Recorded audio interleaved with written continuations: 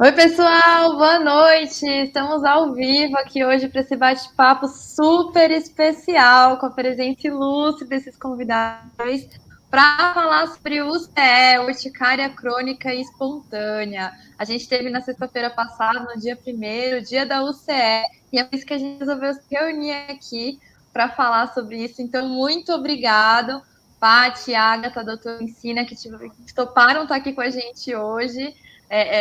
Para conversar sobre esse assunto tão importante. Muito obrigado, gente. Queria começar. Maravilhoso, muito bom ter vocês aqui com a gente. Obrigada, viu? Queria começar pedindo para vocês se apresentarem para o nosso público. Eu tenho até a descriçãozinha de cada um aqui, mas eu sempre gosto que as pessoas se apresentem e falem aquilo que elas acham que as definem. Então, vamos começar pela ordem que está aparecendo para mim. Paty, conta pra gente, quem é você? Bom, meu nome é Patrícia, né, Sarruf, sou pesquisadora, sou mestre em ciência da informação e eu tenho urticária crônica desde 2005. Em 2011 eu comecei um blog, que é urticariacronica.wordpress.com.br, e estou lá desde então, já fazem 10 anos, tirando dúvidas e ajudando o pessoal que vem me procurar em busca de um alento sobre a urticária crônica. Muito legal, seu blog é incrível. Doutora Ensina, quem é você? Conta aí pra gente. Bom, boa tarde a todos. Meu nome é Luiz Felipe Ensina. Eu sou médico, especialista em alergia e imunologia, e que depois da minha formação eu acabei optando por focar em alergias de pele, então urticária, dermatite atópica, alergia a medicamentos. E hoje eu faço parte de uma rede mundial de pesquisa em urticária que chama UCare, da qual nós brasileiros podemos nos orgulhar bastante, porque o Brasil é o segundo país com o maior número de centros de referência e excelência em urticária no mundo, empatado com a Alemanha. Na verdade não é o segundo, é o primeiro empatado com a Alemanha. Eu sou coordenador de um ambulatório de urticária na Unifesp, tenho um centro de pesquisa em que a gente faz bastante coisa também com urticária, e sou o presidente saindo da Rubra, que é a Rede Urticária Brasil, que é a nossa rede aqui brasileira de pesquisa em urticária. E é sempre um prazer poder falar desse assunto com todo mundo. Um prazer ter você aqui com a gente, com tantos conhecimentos para compartilhar, vai ser ótimo. Agatha, conta pra gente agora quem é você. Eu sou a Agatha, eu tenho urticária desde final de 2015, quando eu estava terminando a faculdade, sou formada em artes cênicas e pedagogia. E, assim, passei um bocado ruim para poder pegar o diagnóstico, né? Cada vez tentava, não conseguia, até que eu conheci, por um grupo no Face, a doutora Cristine Carvalho, que é minha médica, e aí que as coisas começaram a melhorar. Teve altos e baixos, mas a gente está aí. Altos e baixos, né? Imagino que a Pat também conheça bem a realidade, assim como o doutor ensina. E, bom, para quem está chegando agora, a gente está aqui conversando com a Agatha e com a Patrícia, que convivem com o CE e com o doutor Felipe Ensina, para conversar um pouquinho sobre esse assunto, falar um pouco sobre a urticária crônica espontânea, que é uma irritação cutânea caracterizada por lesões avermelhadas da pele que coçam intensamente e mudam de lugar. Tem essa definição aqui, e a definição escrita é uma coisa, agora quando a gente sente na pele, literalmente é outra história, né? A gente tem eu trouxe algumas informações aqui sobre a UCE para abrir o nosso papo, que ela não é uma alergia, ela não é contagiosa, ela não é fatal, afeta cerca de 1% da população e pode acontecer em qualquer idade, apesar de ser mais frequente entre os 20 e 40 anos. Mas eu tô aqui hoje para aprender, não para falar muito, então eu queria começar a abrir esse papo perguntando para o doutor Luiz Ensina. Doutor, conta pra gente, quais são os principais sintomas da UCE? Bom, Julia, eu acho que você já comentou, mas o que caracteriza a UCE, né? São essas lesões avermelhadas, que coçam e vão mudando de lugar sem deixar marca, que a gente chama de urticas, é o nome que a gente dá para a lesão. E essas urticas podem vir acompanhadas ou não de um inchaço deformante, rápido, que demora um pouco mais de tempo para desaparecer, e geralmente pega pálpebra, lábio, língua, que a gente chama de angioedema. Mas essa é a descrição médica do negócio, né? Eu queria ouvir da Patrícia e da Ágata, se você me permitir, Julia, qual que é a sensação que elas têm, porque outro dia eu ouvi uma descrição do que é ter urticária, que eu achei fantástica. E posso até contar depois, mas antes queria ouvir delas. Por favor.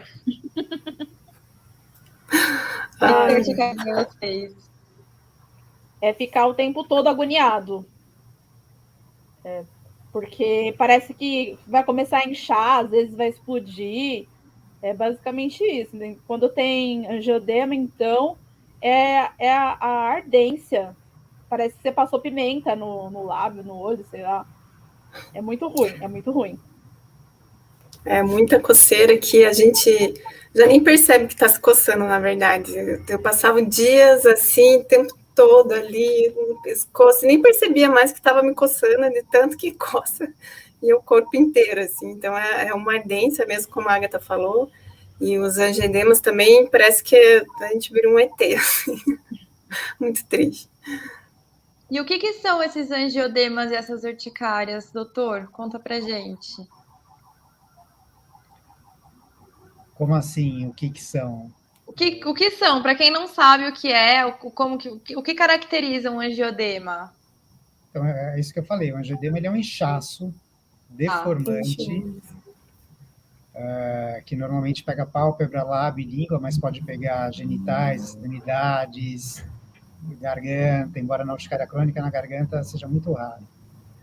E a urticária é a condição que inclui o angioedema e as urticas, que são essas lesões. Sempre tem as duas ou não necessariamente? 10% das pessoas vão ter só angioedema, 40% as duas coisas, 60% só as urticas. Tá, entendi. E pensando um pouco agora nessa questão do exame para o diagnóstico da UCE, né? Tipo, tem dados que os pacientes podem levar até 5 anos para fechar um diagnóstico correto. E por conta disso, várias pessoas desistem de procurar um médico, né? Como que funciona esse processo do diagnóstico? Como que você, lá na sua clínica, chega e fecha um diagnóstico de urticária crônica espontânea? Por incrível que pareça, talvez a Agatha e a Patrícia, elas vão falar que não seja assim. Mas, assim, o diagnóstico de urticária é muito fácil, é muito simples. Porque quem tem uma história característica e apresenta as lesões, e não precisa nem estar com as lesões no momento da consulta, uma foto bem tirada, muitas vezes é suficiente para caracterizar aquele quadro. A gente consegue fazer o diagnóstico muito rápido. Claro que eu estou falando isso, quem está falando isso é alguém que estuda urticária e que praticamente 60% dos pacientes que vê no dia a dia são de urticária. Mas não é um diagnóstico difícil de fazer para a maioria das pessoas. Tem alguns casos que se confundem com outras doenças. E a gente não precisa de nenhum exame extra para fazer o diagnóstico. É só a história clínica e o exame físico. Bom, agora, a gente sabe que tem muitos colegas que não têm esse conhecimento, né? E eu acho que são vários aspectos que levam a isso, desde uma formação ruim durante a faculdade ou durante a residência, ou até falta de interesse da pessoa em se aperfeiçoar. E aí vem aquelas confusões que as duas já devem ter, aliás, já devem não, ouviram com certeza no começo da história da urticária delas, de que isso deve ser alergia a isso ou aquilo, vamos tirar isso. Eu fiz teste alérgico, gente. Vamos fazer teste, exatamente, né, Agatha? Todas essas coisas aí. Conta aí um pouquinho. Conta pra gente como foi. Eu fiz teste alérgico para ver se eu tinha alergia a alguma coisa especificamente. Daí, sei que um deu a aço e o outro não deu nada. Aí eu fui fazer eu faço o teste e fico toda empolada e não descubro o que eu tinha. Não descobri o que eu tinha. É muito ruim. Tanto que eu acredito que nem pessoas que têm algum tipo de urticária não precisa fazer teste alérgico. Tem que ser com um médico que saiba mesmo, né? Porque senão é só piora. E aí você conseguiu no final o diagnóstico quando você entrou em contato com aquela médica que você falou, né? Sim, que inclusive trouxe. o doutor Legal. ela falou, eu falei com ela hoje, que ela falou que ela aprendeu muito com o doutor Ensina. Ela é muito legal. Maravilhoso. Eu já tive diagnósticos bem errados no início, na verdade. Como foi lá em 2005, né? Não sei se naquela época ainda não tinha tantos estudos para urticária crônica, mas eu cheguei a ser diagnosticada com lúpus. E fiz um tratamento por 6 meses com benzetacil e cloroquina, e mesmo assim a urticária não ia embora, até que o meu diagnóstico foi mais de 5 anos. Acho que eu cheguei a me diagnosticar sozinha com tudo que eu lia em artigos e tudo mais, e até que daí eu fui em busca de uma médica que foi o doutor Ensina também, que me indicou aqui em Curitiba. Aí com ela fiz o teste. Eu já tinha feito milhares de testes alérgicos nas costas, no braço, fiquei meses sem comer quase nada para ver se era de alguma comida. Aí até que daí eu fui nessa médica e ela só confirmou o que eu já sabia, no final das contas. E foi assim que eu pus um ponto final no diagnóstico, assim. E como que é difícil passar por isso psicologicamente, né? Não só os sintomas físicos, né? Você passa por esse desgaste. Chegam muitas pessoas na sua clínica, doutora, assim, que estão desesperadas por um diagnóstico, com a mesma história da Paty e da Ágata, que passaram por processos assim e tiveram dificuldade ainda hoje? Como que é? Eu acho que sim, ainda chega, infelizmente, mas menos do que antes, porque as pessoas elas conseguem encontrar mais informação. Nessa época que a Patrícia começou a ter, em 2005, realmente o entendimento que a gente tinha da urticária era bem diferente. Eu terminei minha residência em janeiro de 2001. E naquela época a gente não tinha ideia do que estava por trás da urticária, e a gente, de fato, virava a pessoa do avesso para tentar achar uma causa. E hoje a gente sabe que não é assim. Mas ainda tem gente que chega no consultório assim, perdido, sem saber o que tem, tendo passado por vários médicos, mas, por outro lado, já tem muita gente que chega falando assim, eu acho que eu tenho urticária, mas o médico que eu passei, ele não acertou o tratamento. Então, tem muita gente que já está buscando mais o tratamento correto do que um diagnóstico. Mas ainda tem muito problema com o diagnóstico. E como a gente conversou aqui um pouco, né, falamos rapidamente sobre os sintomas, as meninas contaram um pouco da experiência delas, e a gente sabe, né, o quanto que é impactante a questão da pele, é o nosso maior órgão do corpo, né, as pessoas, é quase o nosso cartão de visitas, e a gente acompanha vocês, meninas, a Ágata, a Paty, e a gente viu, inclusive a Ágata dando um relato nas redes sociais, né, que teve um post seu que você colocou, eu fui na Bahia e tive urticária crônica espontânea mesmo assim, né? Brincadeiras à parte. Só porque você vai viajar que você vai pegar férias. Como que é essa imprevisibilidade da UCE para você? Nossa, eu já passei cada uma. Eu, no final da faculdade, tinha que fazer maquiagem e o rosto inchado, e eu tendo que fazer. A minha professora tinha me liberado, mas eu quis fazer. Mesmo assim, você sentia assim, o rosto ardendo e tendo que fazer. Às vezes você tem que ir em algum lugar, aí você marca, depois você fala, não vou mais. Ou depois de um tempo, não quero nem saber, dessa vez agora eu vou, porque eu tenho que viver, né? Independente de... A urticária não vai me deixar mais parar de viver. Vou e acabou. Só a única coisa ruim é que as pessoas ficam perguntando, né?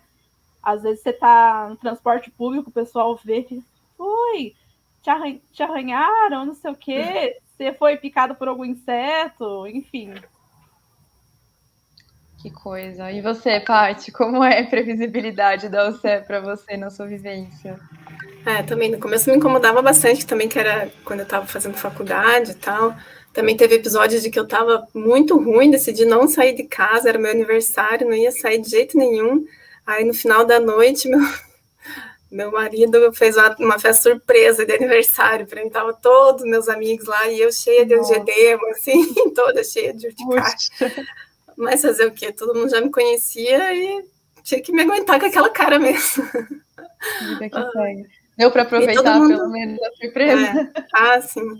Mas o pior, acho que é ficar ouvindo vários tratamentos de pessoas, né? Isso aí é alergia, não sei o que, toma xarope, toma não sei o que passa. O que vocês já ouviram de... O que vocês já ouviram dessas pessoas? O triste, eu já ouvi de médico até, da endocrinologista, que era alergia ao pelinho da coberta, que era só eu lavar minhas cobertas que passavam. Nossa. Ai, triste. Não come carne já de ouviu alguma porco, coisa não come assim? carne disso, não come corante, um monte de coisa. Corante, também sempre falam que é de corante.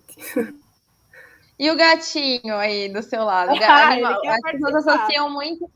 Eu acho isso uma questão, né? Que a gente fosse a coisa da alergia e tal, que tem essa confusão. E é importante explicar, né? Qual que é a questão da diferença, doutor, para a gente saber, assim, que as pessoas confundem muito? Bom, eu vou tentar explicar da forma mais simples possível uma coisa que não é simples, né? Mas o que leva aos sintomas da urticária é uma substância chamada histamina. Essa histamina é liberada por uma célula, um tipo de célula que está na nossa pele, que são os mastócitos. Existem várias formas de se ativar um mastócito e fazer com que ele libere histamina. Em algumas situações, por exemplo, nas urticárias agudas, que são aquelas que duram pouco tempo, essa ativação do mastócito, ela pode ser por anticorpos do tipo IgE, que são os anticorpos relacionados com alergia. Então, a pessoa, por uma predisposição genética, por exemplo, o sistema imunológico dela começa a reconhecer um alimento X, por exemplo, camarão, como estranho, e ela, ao comer o camarão, vai fazer IgE contra essa proteína do camarão, vai ativar o mastócito e vai ter uma urticária aguda na hora que ela comeu, né? Ponto. Então, isso pode acontecer com alguns alimentos específicos, com alguns medicamentos. As infecções também podem ativar o mastócito, as infecções agudas, tipo uma virose, Covid.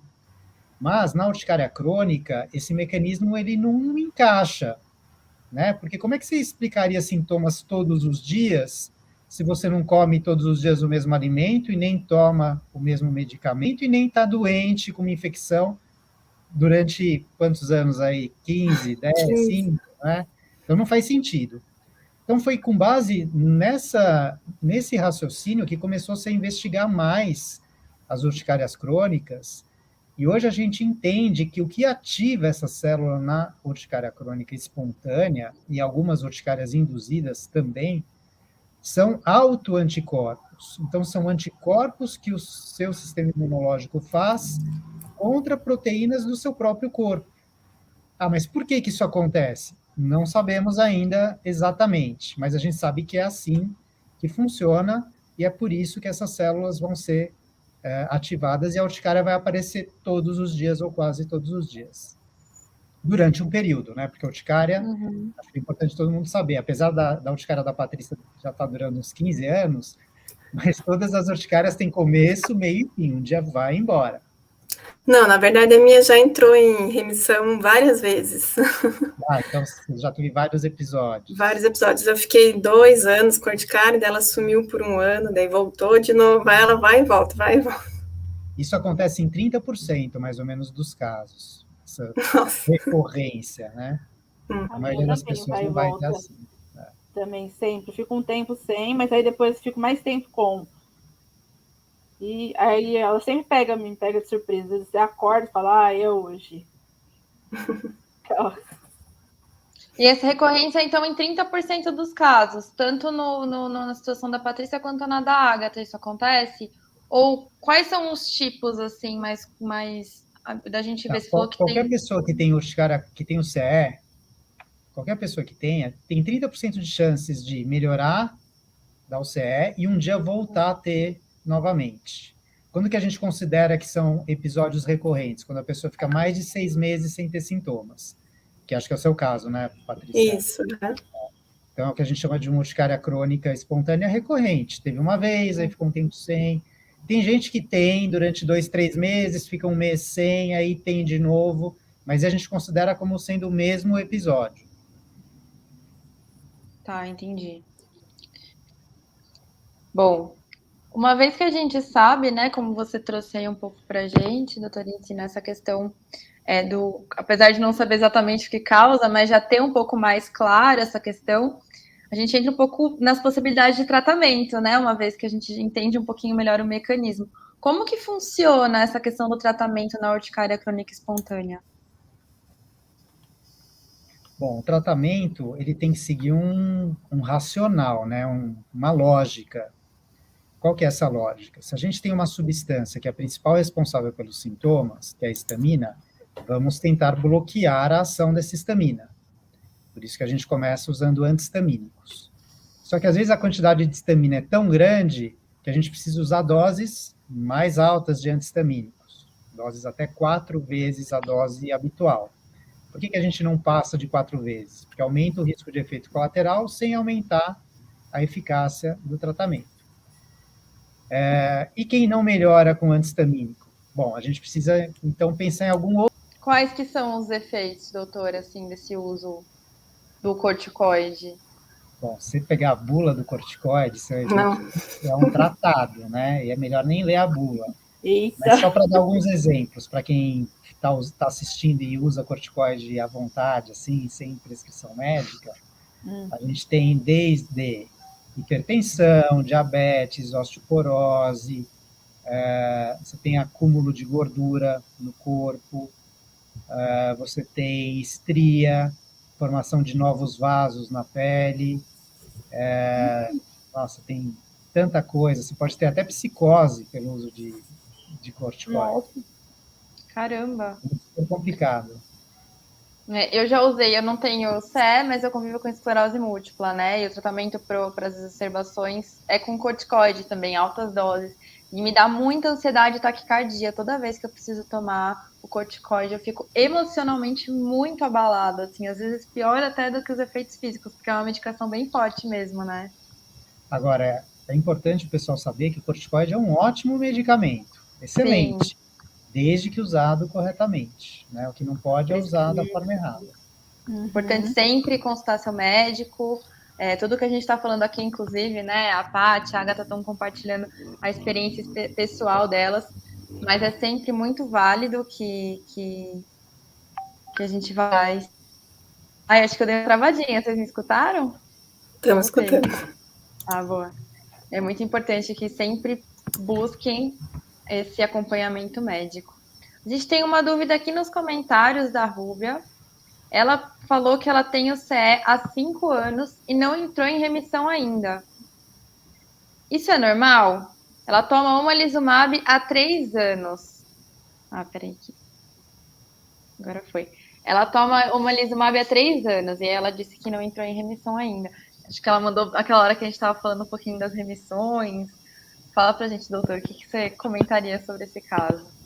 Isso é normal, mas não é o mais frequente. O mais frequente é a urticária desaparecer em até 5 anos, né?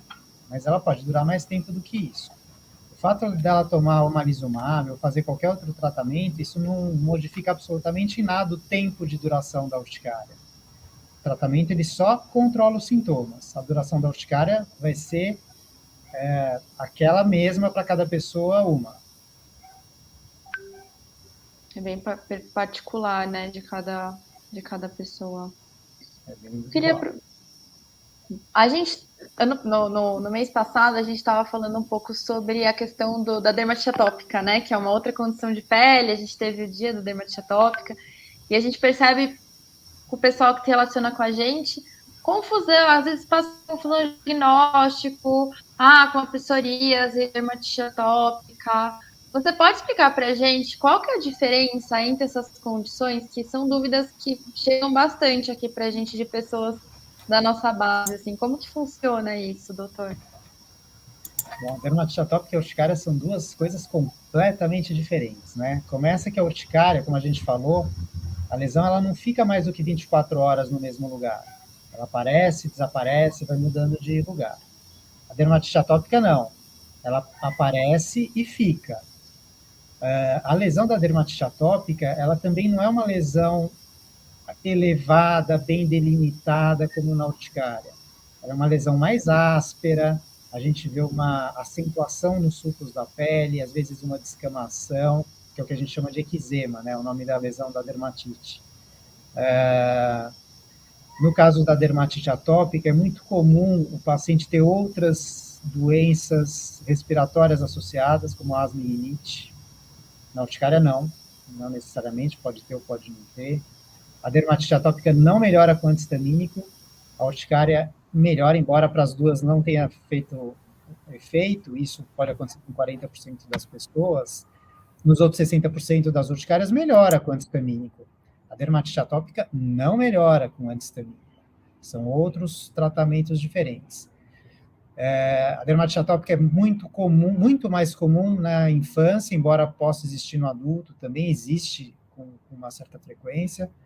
A urticária, ela já tem essa faixa etária mais frequente que você comentou, dos 20 aos 40 anos, embora também possa dar em criança. E a dermatite atópica, na verdade, ela é muito mais comum do que a urticária. Embora a dermatite atópica leve não tenha um impacto tão grande na qualidade de vida como a dermatite atópica moderada e grave e a urticária crônica tem. Essa questão do impacto, né, é bem relevante, porque às vezes as pessoas que não conhecem a condição, que não convivem com ela, não sabem o tamanho do impacto que ela pode causar na qualidade de vida das pessoas. Meninas, como que a UCE impacta na vida de vocês? Assim, a gente tem um dado aqui que é realmente uma questão muito forte, e eu queria saber um pouquinho da vivência de vocês, que é a quarta maior causa de incapacitação do planeta, as doenças de pele, e como que isso é na rotina de vocês? É muito psicológico também, né, envolvido, porque não sabe como você vai acordar, porque geralmente os sintomas começam pela manhã, assim, né, pelo menos no meu caso era isso, eu não sabia como é que eu ia acordar, se eu ia acordar com edema, se eu ia acordar com as urticas no rosto, no corpo, você não consegue programar algo para fazer, porque você não sabe como você vai estar, vai ter que cancelar tudo que você tinha programado. É isso, a gente fica muito vulnerável, né? Não sabendo como vai estar no dia seguinte, assim. E essa confusão que dá com a alergia, né? A gente fica sempre em busca de uma causa, acha que é aquilo que eu comi, é o negócio que eu passei no creme, é um desodorante, e até você realmente entender o que é a doença, a gente vive numa paranoia do que é que está causando isso, assim, sempre em busca dessa causa que, no final das contas, não existe, assim, né? Então, além da coceira, que é o físico, né, tem isso psicológico que é muito complicado mesmo. É bem isso que ela falou. A vulnerabilidade, essa agonia de não saber, de ficar com essa coceira, você não conseguir ter planos, ou para mim eu acho que incomodava muito o que as pessoas falavam, sabe? Porque até que cheguei a comentar outra vez, você ter que sair e aí as pessoas, o que foi isso? Não sei o quê. Essas coisas assim. Às vezes você não querer falar, né? Você só querer estar ali fazendo o que você tem que fazer. O dia que você fala com um paciente, você explica. E o dia que você não tá? Porque todo mundo tem um dia que tá bem, outro dia não tá, né? Enfim. E esses fatores emocionais impactam, doutor, na UCE? Como é que é essa relação das crises e tudo mais? Sim, com certeza, né? Eu acho que os fatores de estresse, e os fatores emocionais são fatores de estresse, eles têm impacto em qualquer doença. Qualquer tipo de doença vai ser impactada por estresse. O que a gente tem que ter cuidado é para não achar que é a causa da urticária. Mas a gente viu agora, nesses últimos 2 anos, durante a pandemia, e isso são dados científicos, não é só uma observação clínica, mas que houve uma piora do controle da urticária de uma forma geral de pacientes que têm urticária durante a pandemia, e uma das explicações é o estresse, né, que a pandemia causou em todo mundo, das restrições, confinamento, porque com a teleconsulta, a gente não pode nem culpar a falta de acompanhamento ou de atendimento, né, que isso foi suprido pelo menos em boa parte. mas o estresse em si do confinamento, do medo, insegurança, isso acabou levando a um descontrole da urticária de muita gente que estava super bem controlada. Então tem um impacto, sim. Agora, como que isso funciona, a gente ainda precisa aprender um pouco mais. Bem interessante. A Paty vai precisar sair, ela participou com a gente na primeira parte do nosso papo, então eu queria te agradecer, Paty, pela sua participação. A gente vai continuar ainda nosso papo falando um pouquinho, mas obrigada, viu, Paty? Imagina. Até a próxima. Até, tchau, tchau. Tchau, tchau. E aí eu queria aproveitar esse gancho e perguntar para você, Agatha, você sentiu que a pandemia teve algum tipo de influência na sua urticária? Como foi esse período aí para você? Total. Eu trabalhava e aí eu tive que adiantar as minhas férias porque estava com medo de pegar transporte, tudo. Fora que eu acordava assim, você olhava a pele daquele jeito. Nossa, a pandemia. Então, acho que foi até por conta da pandemia também que eu voltei a ficar mais. Tanto a como é que se diz? A urticária, quanto voltei a ter problemas emocionais, né? Então, fiquei até meio assim, meio com vergonha e tal, mas acho que não, né? Pode acontecer com todo mundo e tal, mas O difícil é as pessoas que estão bem, né? Eu acho que é difícil encontrar. Com certeza. Eu acho que todo mundo sentiu muito forte, assim, né? Principalmente quem convive já com diagnóstico, isso que tem, como o doutor Luiz falou, né? Eu tô chamando você cada hora de um jeito, você percebeu? Eu falei para ele que eu ia falar do jeito que viesse na hora. Como o doutor Ensina falou, a gente tem essa questão, o estresse, né? Em qualquer diagnóstico, você sente esse eu trabalhava impacto, com uma coisa estressante. Trabalhava no mercado. Entendi. E aí o estresse do contágio, o estresse de ficar em casa, são vários estresses, né? Sim. Teve uma parte lá que as pessoas começaram a estocar coisa. Não sei se vocês lembram, começaram a comprar um monte de coisa. Eu peguei essa parte. Então, caramba, a gente já ficava estressado também. Apocalipse, parece. Eu mudei de emprego. Bom lembrar disso. Teve vezes que eu estava toda empolada e teve cliente perguntar: o que é isso? Ai, meu Deus. Pior coisa, você está trabalhando lá, fazendo o seu, e aí vem o cliente perguntar: o que é isso? E você já sentiu algum tipo de discriminação, assim, por conta de uma lesão? Você contou um pouquinho sobre isso, né? Mas nesses ambientes, assim, que você sentiu preconceito, das pessoas não saberem o que é a UCE e tudo mais? Eu acho que sim, as pessoas tentam falar: ai, que dor, não sei o quê. Não, tentam falar que não, mas eu acho que tem, sim. Tem. É porque não tem o que fazer, né? Mas as pessoas têm um pouco, sim. Essas situações são. Muita gente mal. É aquela coisa até de querer dar palpite, né? Toma aquele negócio que é milagroso, que até o Paty falou. Toma não sei o quê, passa não sei o quê, toma banho de não sei o quê.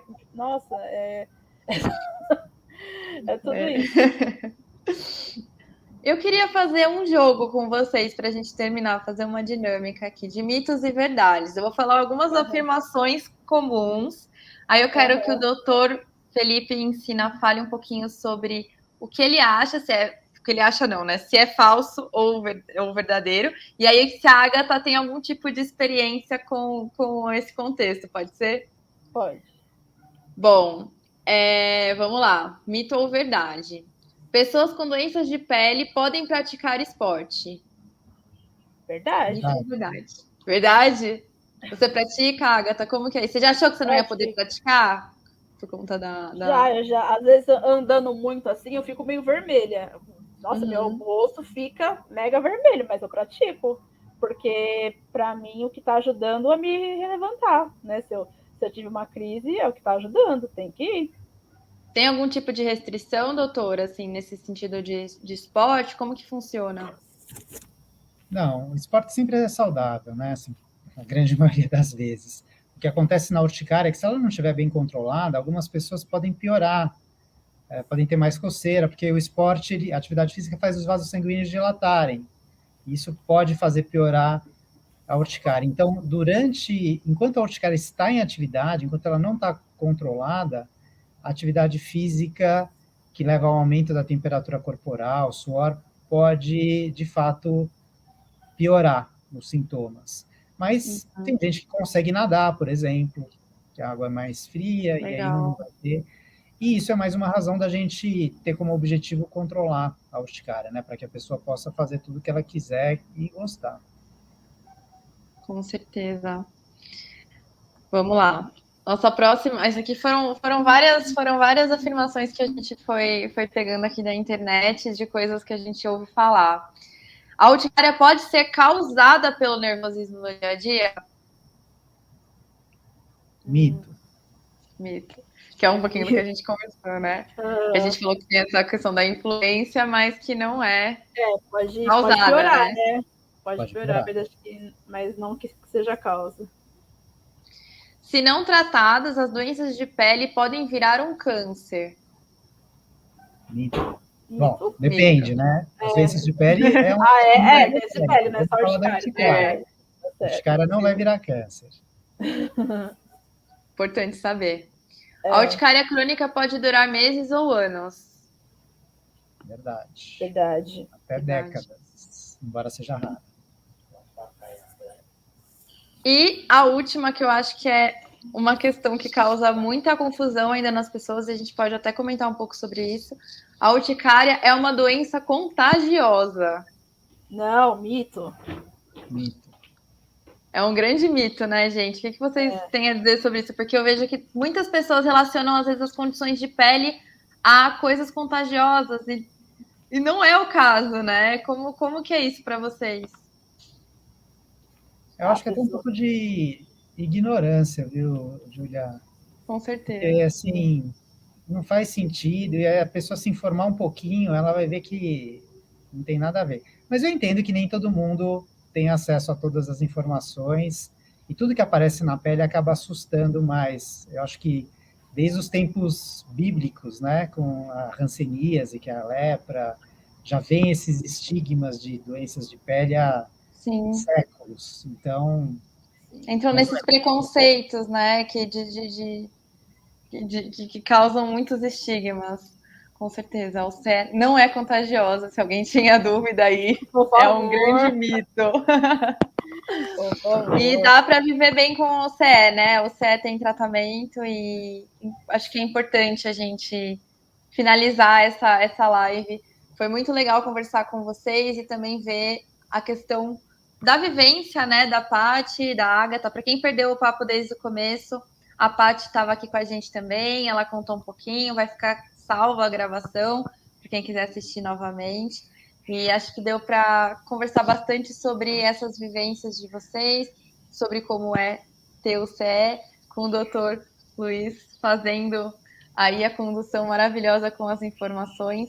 Queria agradecer vocês e perguntar se vocês querem acrescentar alguma coisa aí para quem está assistindo a gente, se tiver alguma coisa em especial do dia da OCE que aconteceu na sexta, ou alguma informação que vocês acharam que é importante da gente falar e quiserem compartilhar com o pessoal antes da gente terminar, essa é a hora. Queria agradecer pela oportunidade de estar aqui e falar para as pessoas que a gente não está só, que juntos a gente somos mais fortes e que vai melhorar. A gente viver um dia de cada vez, a gente melhora. Com certeza. Eu também quero agradecer mais uma vez a oportunidade que a CVD dá para a gente falar sobre esse assunto.